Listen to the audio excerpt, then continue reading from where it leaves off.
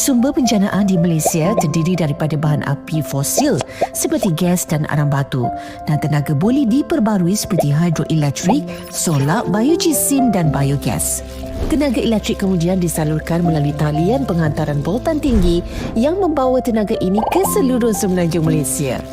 Setiap unit elektrik yang anda guna di-charge berdasarkan kadar tarif semasa. Gunakan tenaga elektrik secara berhemah.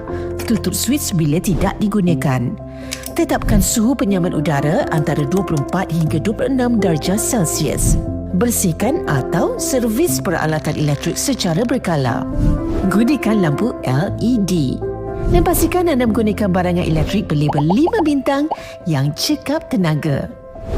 Jadilah seorang yang cekap menghargai tenaga elektrik setiap kali anda memetik Swiss.